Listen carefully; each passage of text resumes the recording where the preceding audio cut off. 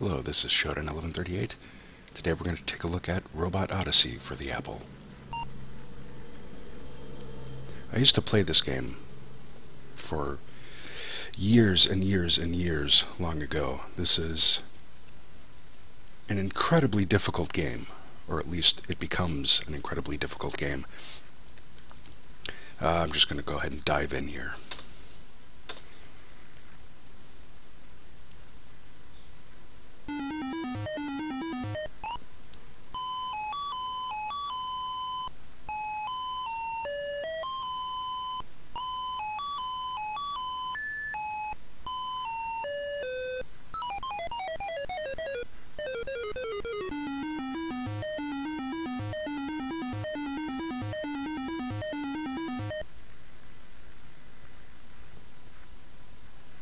Alright, quite an opening cutscene there, but basically the gist of this game is you fall into this city, Robotropolis. There are 5 levels, and each of them gets significantly harder than the last. And if you give me 1 second here, I will speed up the emulation speed a bit, because the Apple is a bit too slow to run all these robots. So I'm just going to stand here in the center of the room while these guys do their thing, and you can observe their patterns for a moment. But in this game, you have these 3 robots. The orange one, I like to call Sparky, the blue one, Scanner, and the white one is Checkers. And you'll notice that they are all kind of moving in their own little pattern. Sparky there will always go counterclockwise. Scanner will just bounce back and forth from left to right endlessly. And Checkers will basically thrust to the right continuously until he hits a wall, and then he starts bouncing up and down.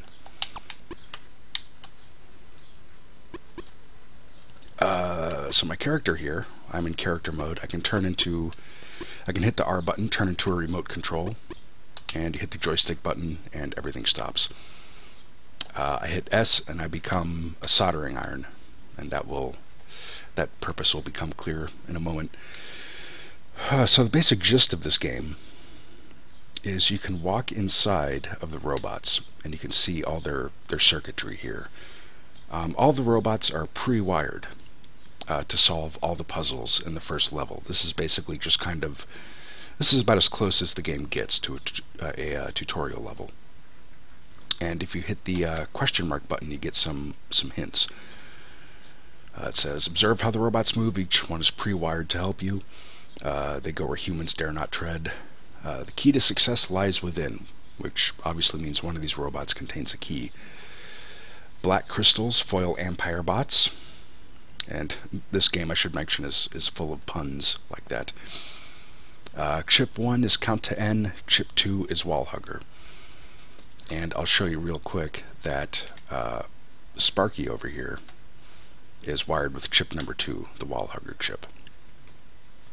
What he can do, in fact, well, let me back up a bit. The inside of every robot is laid out the same. On each of the 4 walls you have a thruster here, which has an input on it, and you have a bumper, which has an output. Inputs are represented by little circles, outputs are represented by little arrows. So right now, it's kind of frozen in time because the remote is turned off. But the top bumper is turned on, the bottom thruster is turned on, and the right-hand thruster is turned on. So he's kind of going, well, let me turn them back on. Okay. So he's about to hit the wall, and if I go down in here, you'll see that the left bumper triggers and the signals change. So you can ride around inside these robots. You can see little periscopes sticking out of the top. And that works fine for this level. Also, there is an antenna right here. It has an input and an output. You basically just send pulses through it. You send power to the input, the antenna pulses, and every robot nearby, their output on the antenna will light up. So that's how you can send signals between the two. And this up here is the little grabber arm. And you can see it's powered by a NOT gate. So it is always continually powered unless this little thing here gets triggered. This is a sensor that detects if there's a key sitting in the room. So if somebody drops a key, then it'll send a signal into this NOT gate, and that will turn off the hand, causing the robot to drop whatever it was carrying. And this thing down here is the battery. The orange line represents how much power the robot has left, and the little asterisk is a socket for a power crystal. And last but not least, this thing over here is a circuit breaker for the thrusters. So as you can see, Sparky isn't moving anymore, but he is still powered, unless I go into remote and turn everyone off. So first things first, when you are not using a robot, you want to turn off their little circuit breaker here, otherwise they'll just continually drain power. This blue thing, by the way, is a key, and we're going to be using that throughout the entire game. And this is a lock. Very carefully. Okay. Let me start stacking all these guys up in some kind of semblance of order. You can put robots inside each other, and you can put robots inside robots inside robots. You can also do this with microchips. There's an innovation lab that you can go into and design your own circuits, burn them into microchips, and as you can see here, chip 1 and 2 all have intended purposes, but later on in the game you will find blank microchips, and you can use those to load a circuit that you've designed previously and saved. And in a number of puzzles you're going to kind of need to do that. This guy right here is a trash collector. He just took my robot, and I'll just stand in front of him, and all it does is teleport you back here. Now, the help screen mentioned the Empire bot, and I'll show you what that is real quick. You see this guy's battery is just about full. So let's carry him around the level, and eventually we're going to run into this Empire bot. Oh, there it is. So he just zapped my robot and drained the battery significantly. Now I should mention that energy crystals are very, very rare and hard to come by. So you don't really want to, you don't want that to happen. You don't want your battery to wear down, otherwise you'll kind of get stuck. And it is very easy to get this game into a unwinnable state if you don't, let's see. Yeah, this guy has a crystal detector. It's very easy to get your game into an unwinnable state if you don't, if you like program a robot incorrectly and it just kind of goes off to a place that you can't go. Also, if your battery's drained and you have no energy crystals, you're kind of screwed.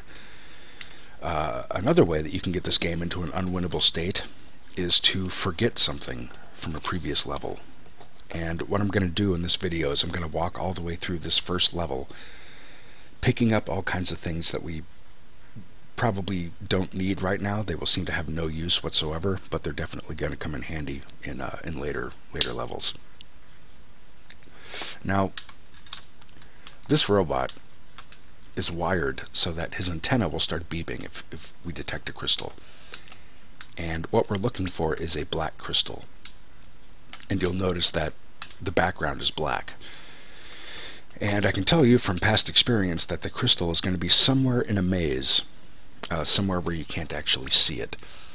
So what I'm going to do is I'm going to hit T to open up my toolbox, and I'm going to grab one of these NOT gates, and what we're going to do is we're going to wire it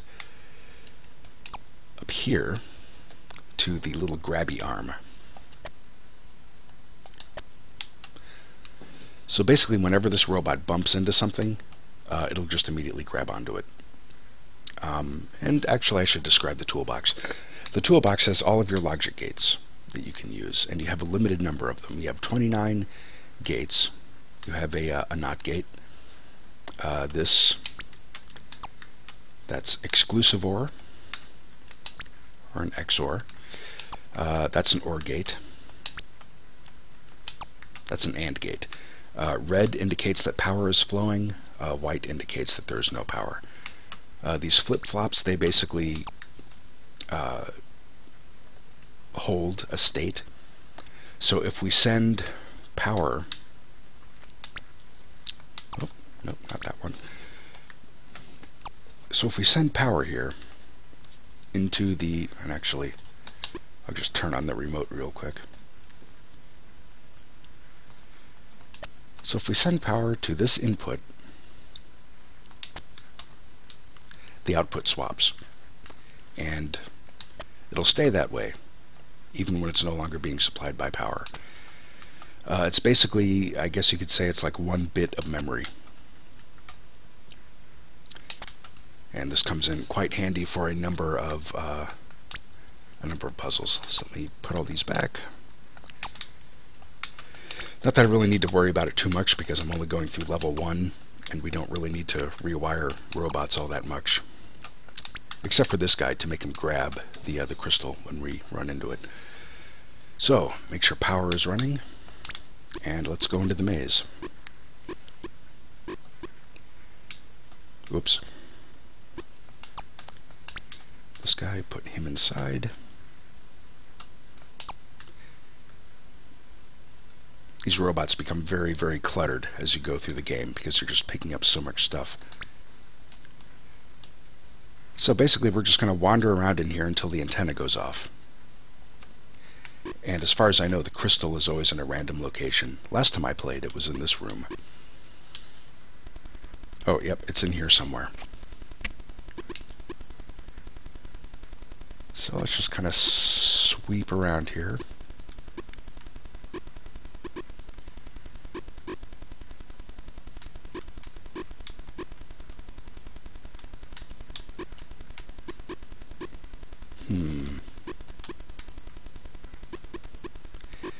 You could also just kind of run around. Oh, there it is.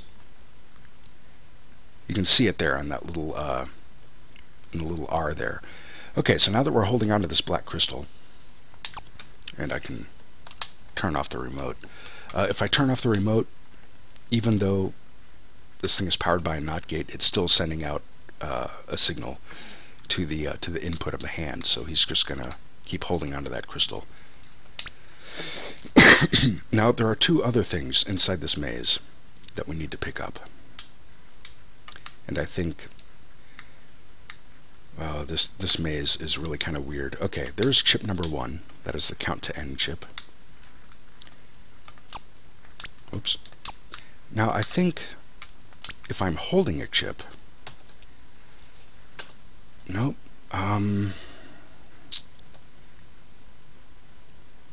No, that's not what I want to do. Let's see, is it I?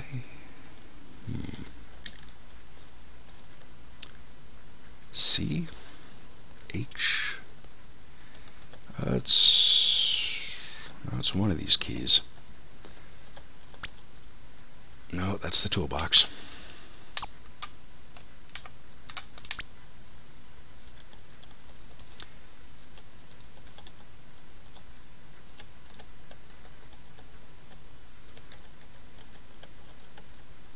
Well, there is a, I don't remember what it is off the top of my head, but there is a key that you can push while you are holding a chip to read documentation about how it works. And the toolbox, you can just kind of abandon it anywhere. And this is what I was looking for.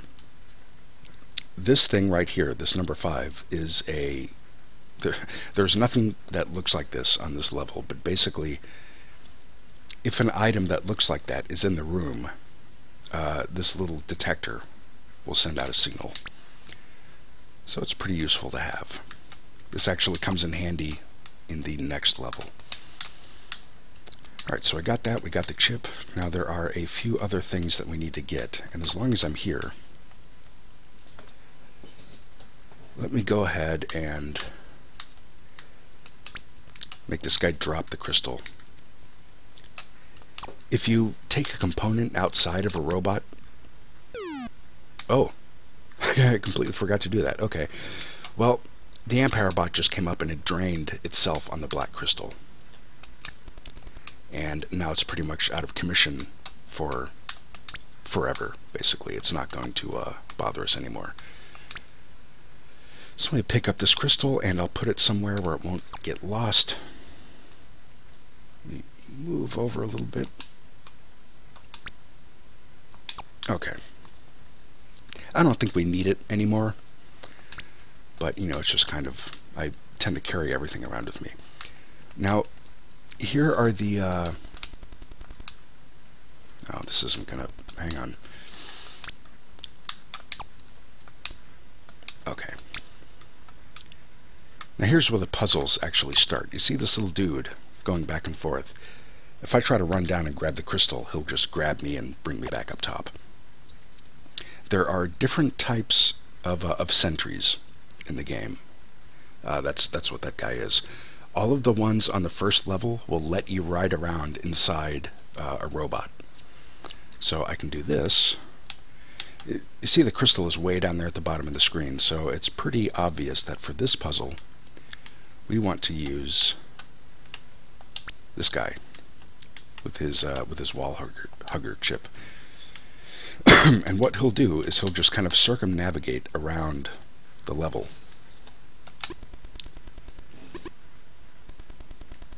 As soon as he kind of figures himself out. There we go. And his claw is powered, so once he passes over the crystal, he'll just pick it up. And you can see Checkers is going nuts because there's a crystal in the room, but once we pick it up, his antenna will turn off. Like that. So the sentry doesn't care that I'm inside the robot, but in later levels, they will be able to like detect you inside there. And they'll just pick up the robot entirely and move it back to a starting point, basically. So let's see. Go inside.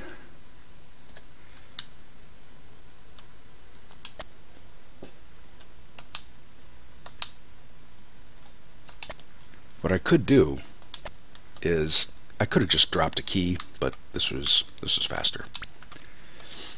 Okay, so we have this crystal.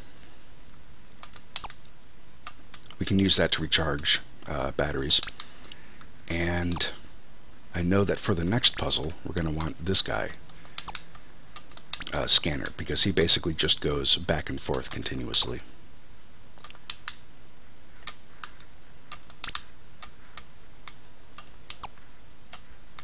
And in fact, we can just kind of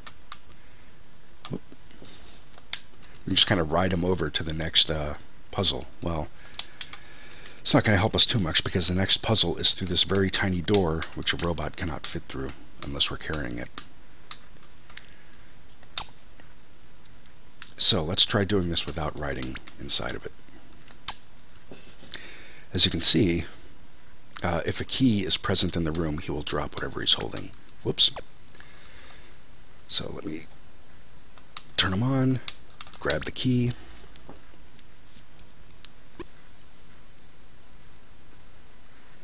and drop the key.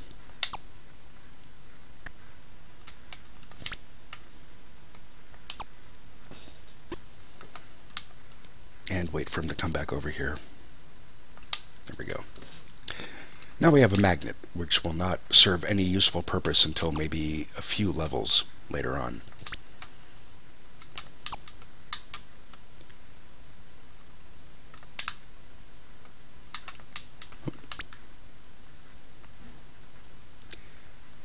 Do you have everything? Which is the game's very subtle way of saying, hey, if you don't get every single item in this level, you'll never be able to complete the game fully. This thing here, this is a directional sensor. If this little 5 token is, for example, below you or to the left of you, basically wherever it is in relation to the sensor, these outputs will light up.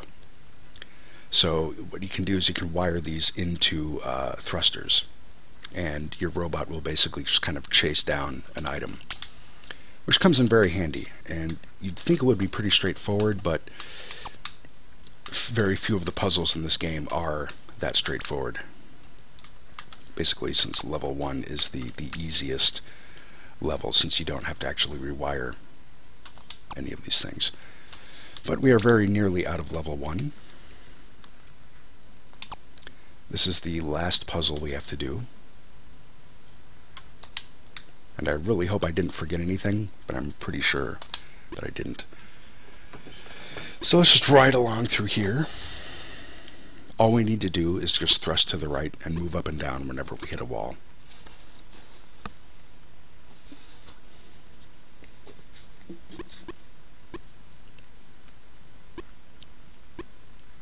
I also want to say that this game was also available for PC and other systems at the time. There is a free remake of it called Droid Quest, and I'm going to go ahead and put a link to that in the comments. It's written in Java. It pretty much looks the same as this game. I think that there is a kind of secret bonus level in it, however. But it's pretty cool. I could have played that one, but I mostly wanted to do the kind of really slightly older school experience of playing this on an Apple. Yeah, if I actually walk out here, that sentry is going to grab me and bring me all the way back to the left. And that would pretty much be a game over because my robots are way over here. So here's a teleporter.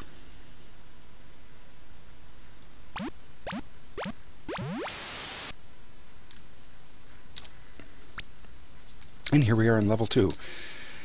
And I'll just kind of wander around it briefly.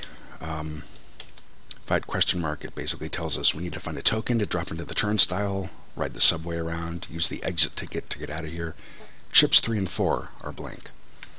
So number 4 up there is a blank ship. The BART, Bay Area Robot Transport. Once we find that token, we put it in that little slot there. This room here seems kind of pointless, but it's where the token falls out of. So we'd have to retrieve it with the robot, because that little sentry is going to stop us if we just run into it. Now, what I want to do is I just want to show you... Oh, hang on. The little orange thing there, that is something you would use to recharge energy crystals. As well as down there, there's an exit ticket detector, or sensor, rather. There's the exit ticket itself, a little maze for your robot to navigate. Subway token, okay. So up here, you can see that there's a token there, and there's a lock, and the key has to stay in the lock in order to keep the door open. I mean, if we take the key out of the lock, the door closes. But basically, all the robots we have, the way that they're wired, they won't be able to solve this puzzle. So you have to basically tear out all their wiring and start coming up with a new solution. And this... Oh, hang on, I'm trying to explain something here. This... Where did it go? This thing comes in very handy for this particular puzzle. You would have to have the robot navigate towards the token, but it would also have to keep... Let me just get this out of the way. It would also have to keep this wall into account, and it would also have to be able to be smart enough to come back once it's holding on to the token. So it'll have to come back, it'll have to hit the right wall and somehow kind of go around. And there's any number of ways that you can solve this puzzle. You can use multiple robots to do it. You can have them send signals to each other. You can drop items and use sensors to toggle different states. You can get really, really complex with how you wire these things up. But anyway, I think that's probably the end of this video. I basically just wanted to show what the first level looked like, as well as what a little bit about the second level. And actually what I should do is I'm going to go ahead and reboot, and I'm going to show you the Innovation Lab really, really quickly. because you're going to need to use this in order to start designing your own circuits. So here we are in the Innovation Lab. This thing here is a chip prototype. Just like the inside of a robot, you have 4 inputs. Well, they could be inputs or outputs. There's nothing hooked up to them, so they don't have any indicated purpose. So what I'm going to do here is just solder power coming out of pin 1 here. And you can see that pin 1 has turned into an output. Okay, so I put this inside of a robot, and what we'll do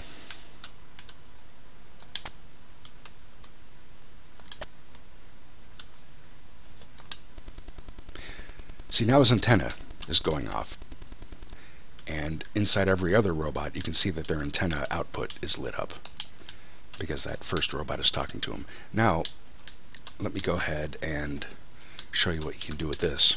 Oh, hang on.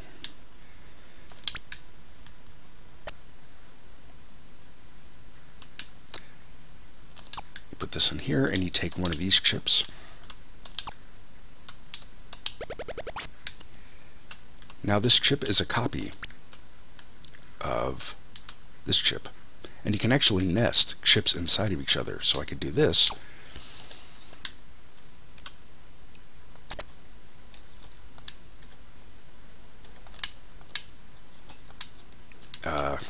Okay.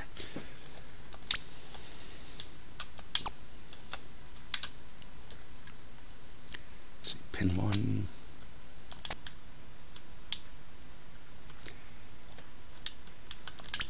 I mean, this is a very, very simple way of doing things. But basically, this chip number 2 now has a chip inside of it. So if we wire up pin 1 to the antenna,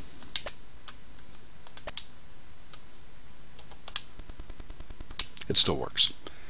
And you can also save these chips once you make them, and you can load them into the main game.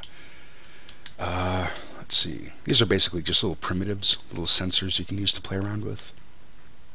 These little shapes, you can drag a sensor over them and it'll change the shape, and there is a maze down here also that you can use. You can replicate different mazes inside of the game using this P for paintbrush tool. And I've actually used this quite a bit for some of the puzzles on the later levels, like level 3 and level 4. You can't, it's pretty difficult to actually test those puzzles while the game is live, but it's real easy to do if you have this kind of sandbox that you can use to play around in. So anyway, that is Robot Odyssey. It's a pretty cool game for when it was made. It gets fiendishly difficult as you progress. I've played this game for years when I was a kid, and I've never completed it. I've gotten up to level 5 and completed most of the puzzles, but even as an adult, it's kind of difficult for me to deal with. Even though this game is basically what guided me into my current career path, as it is today, which is basically programming.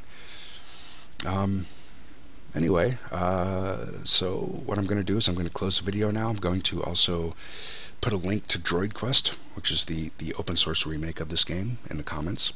And playing with that would probably be a lot more entertaining than playing with this clunky Apple II version. But anyway, thanks for watching. I hope this was interesting, and I'll see you guys later.